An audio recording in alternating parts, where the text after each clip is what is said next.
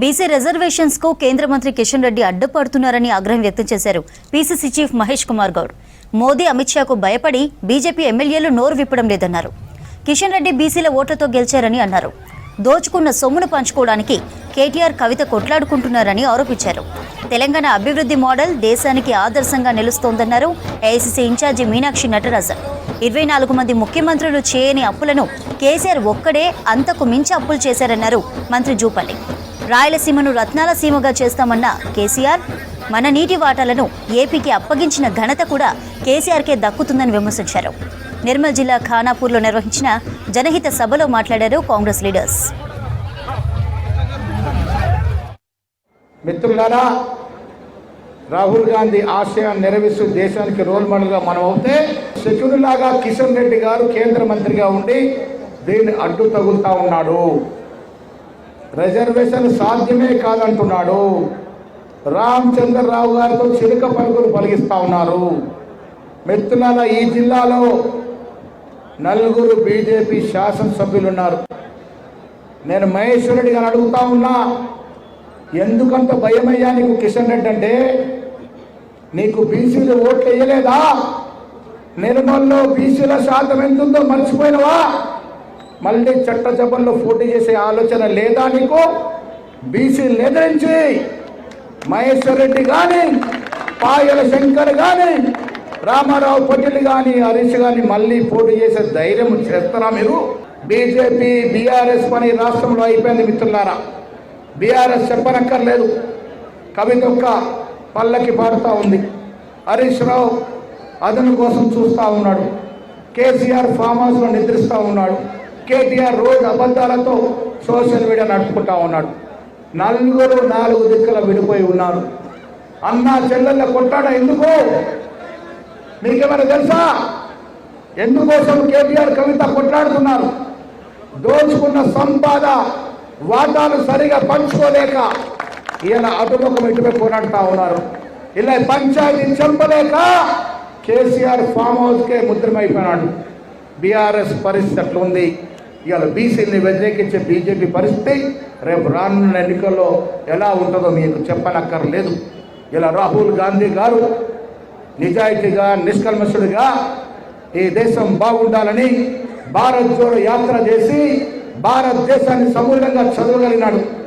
భౌగోళికంగానే కాకుండా సాంఘికంగా, చరిత్రపరంగా, కులాల పరంగా, మతాల పరంగా, ప్రాంతాల పరంగా చదవగలిగినాడు. కాబట్టే జిస్కి జితని ఆబాది ఉస్కి ఉతని బాగేదర్ నినాదం తీసుకొచ్చినాడు. ఆ నినాదాన్ని రాష్ట్ర ముఖ్యమంత్రి రేవంత్ రెడ్డి అయ్యుండి కూడా సాకారం చేసి కుల సర్వే చేశాడు. 2 చట్టాలు చేశాడు. చట్టాలు కేంద్రంలో పెండింగ్లో ఉన్నాయి. సుప్రీంకోర్టు సీలింగ్ తీయాలంటే మోడీ ముఖం చాటేస్తున్నాడు. అమిత్ షా ఇంట్లో దాక్కుంటున్నాడు.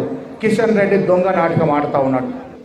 राजनीति में हमारे नेता राहुल गांधी जी ने हमें सिखाया कि लोगों के बीच रहने का मतलब है उनके पास जाना. हम उनके जितने करीब जाएंगे उतना हम उनके दुख को, तकलीफ को, खुशी को बांट सकेंगे और समझ सकेंगे. और इसीलिए उन्होंने 3500 किलोमीटर की पैदल यात्रा की. उसी प्रेरणा से खड़गे जी के मार्गदर्शन पर पूरे देश में अलग अलग जगह पदयात्राएं हुई और तेलंगाना में प्रदेश कांग्रेस कमेटी के अध्यक्ष जी ने तय किया कि हम जनहित पदयात्रा करेंगे. नेहरू जी हो या इंदिरा जी हो, वो कांग्रेस उसको अपना कर्तव्य समझती है. इंदिरा जी ने अपने एक भाषण में एक बार कहा कि अगर उनको कोई दूसरा जन्म लेने का मौका मिले तो वो एक आदिवासी परिवार में जन्म लेना चाहते हैं. वो तो आपके लिए आदिवासी शब्द भी इस्तेमाल नहीं करती है, वो आपको वनवासी बुलाती है.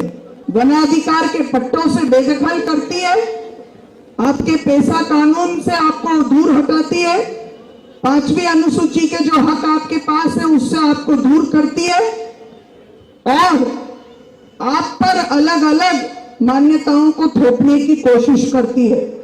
ये 2 विचारधारा का अंतर है जो राहुल जी आज पूरे देश में तेलंगाना मॉडल की बात करते हैं वो तेलंगाना मॉडल प्यार का मॉडल है, लोगों को जोड़ने का मॉडल है। ప్రజల క్షేమం కోసం ప్రజల హితం కోసమే ఈ కార్యక్రమం చేపట్టడం జరిగింది. అంటే ప్రజల్ని చైతన్యపరచడం కోసం ఒకటి. రెండవది, గడచిన 1.5 సంవత్సర కాలంలో ఈ ఇందిరమ్మ ప్రభుత్వం, కాంగ్రెస్ ప్రభుత్వం చేపట్టినటువంటి సంక్షేమ అభివృద్ధి కార్యక్రమాలు ప్రజలకు అందుతున్నాయా లేదా, పారదర్శకంగా పరిపాలన జరుగుతుందా లేదా, ఇంకే సమస్యలు ఉన్నాయి తెలుసుకొని అధికారం ఉంది కానీ కేవలం ఏసీ రూములకు పరిమితం కాకుండా ప్రజల్లోకి వెళ్ళి ప్రజల దగ్గరికి వచ్చి ప్రజల కష్ట సుఖాల్లో పాలు పంచుకోవడం అంటే గతంలో ఎవరు చేయలేదు. ఈ రాష్ట్రాన్ని 22 మంది ముఖ్యమంత్రి 64 సంవత్సరాలు పరిపాలన చేస్తే నాగార్జున సాగర్, శ్రీశైలం, పోచం ఎన్నో అభివృద్ధి కార్యక్రమాలు, గ్రామాలు, రోడ్లు, కరెంటు, స్కూలు ఇన్ని చేసినా కూడా అప్పు కేవలం 70,000 కోట్లు ఉంది.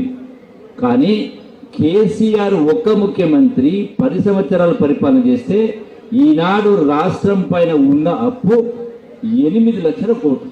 ఇంత ఆర్థిక భారం ఉన్నా కూడా చెప్పినటువంటి 6 గ్యారెంటీలు అమలు చేస్తూ చెప్పినటువంటి సన్నబియ్యం కావచ్చు, ఇలా రైతాంగానికి వరి పండిస్తే క్వింటాల్కు 500 రూపాయల బోనస్ ఇచ్చే ఏర్పాటు చేయడం జరిగింది. అత్త సొమ్ము అల్లుడు దానం చేసినట్టుగా అడ్డగోలుగా సంతకాలు పెట్టేసి అప్పచెప్పిండు. ఆనాడు రాయలసీమకు పోయి ఆయన ఎవరు రోజా పెట్టినటువంటి చేపల పులుసుని రాయలసీమ రతనాలు చేస్తా గోదావరి మీద తీసుకుపోండి అని మాట్లాడాడు. మళ్ళా ఇవాళ అదే కేసీఆర్ కానీ బీఆర్ఎస్ కానీ బనకచర్ల పాపం ఇలా మన మీద నెట్టి